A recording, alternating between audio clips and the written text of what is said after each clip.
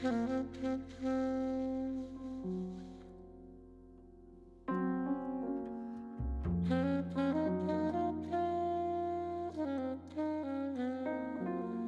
we're back in another full lockdown here in Toronto. And honestly, I just haven't been out shooting or making videos because of this. But I do want to keep this channel going, so I decided to make this quick video today and share some of the things that I've been doing that have helped me take better street photos on film.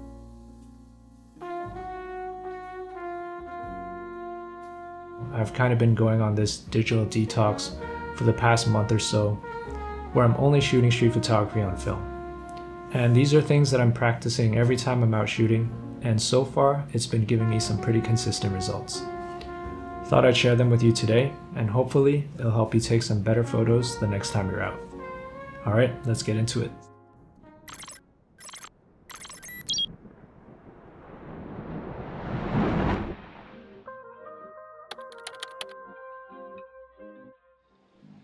This is by far the most important thing that you'll need to learn if you want to be quick on the streets. Checking your meter every time before you take a shot is not the way that you'll want to go about shooting street photography on film. It'll only slow you down and cause you to miss shots. What Sunny 16 does is simplify how you determine the exposure of a photograph. I'm not going to go deep into the theory behind it, but I'll try to explain how I use it in the dumbest way possible. Basically, what I do is fix the ISO rating of my film and match the shutter speed to it. For example, if I'm shooting an ISO 400 film, I'll have my shutter speed set at 1/400th of a second. So with those two settings locked in, all I have to do when I'm shooting is control the exposure with my aperture settings based on the lighting conditions of that scene. So, if the sun is out and it's super bright, my aperture will be set at f16. If there's a mix of cloud and sun, f11. It's cloudy, but still fairly well lit, f8.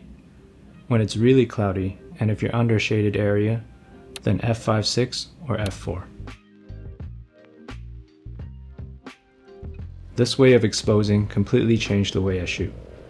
I don't have to worry too much about messing with my settings, and it allows me to focus on what's happening in front of me.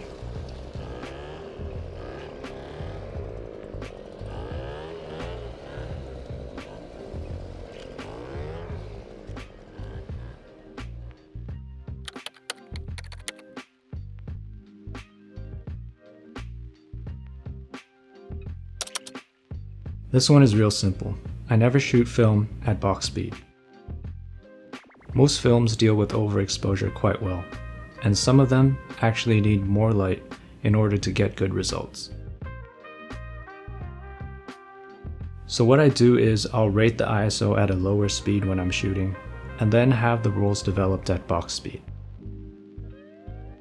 For example, if I'm shooting a 400 speed film, I'll rate it at around 200.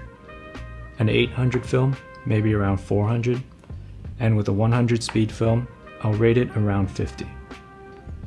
This gives me a bigger margin for error and again takes away some of the thinking required to get a correct exposure in a fast-paced environment.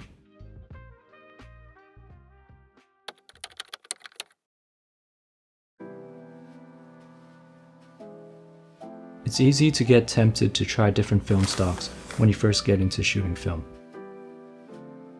You want to see what's out there, the different looks, the grain, all that. I get it. My advice is to go crazy for about a month or so, test out everything you can to satisfy that curiosity, and then once you're done, start narrowing your choices back to around 3 to 4 films to work with.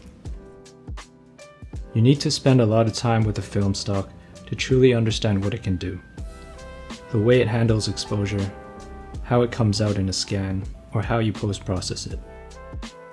There's a ton of stuff that you need to experiment with to get your desired results. Personally, I stick with Kodak films for most of my work, so Kodak Gold, Portra 400, 800, and TX 400 for black and white. Those are some that I've narrowed my choices down to, and I can comfortably get the results I want without many surprises.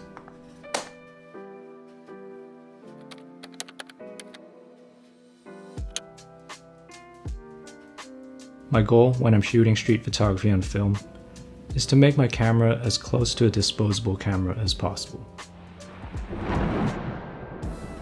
If you've noticed, every tip I've shared so far has to do with simplifying the process. The last thing I'll do in terms of setting up my camera is to preset my focus. Almost 80% of the time, I'm walking around with my focus set within a zone of 1.5 to 3 meters. With a 28mm lens and an aperture of around f8 to f11, a lot of things will automatically be in focus within that zone. You might fine-tune this every once in a while to get more accurate results, but for the most part, with a camera set up like mine, all you really need to do is point and shoot.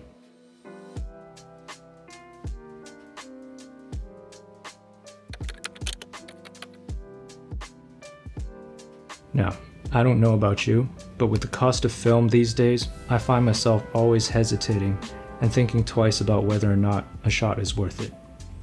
And because of this reason, I think I've missed many moments that would have probably made some great photos. I constantly have to remind myself to shoot based off of my instinct and trust that that initial pull towards a subject is justified and correct. I guess this matters more when you're shooting on film, because every shot does count, and you can't go shooting mindlessly without paying for it. Literally. What I'm saying is, just trust your instincts and shoot. The mistakes will hurt a lot more, but that also means that you'll be more likely to remember them and not repeat them again. Alright, that's all I got for you today, guys. Hope you found these tips useful, and yeah, stay safe, and I'll see you in the next one.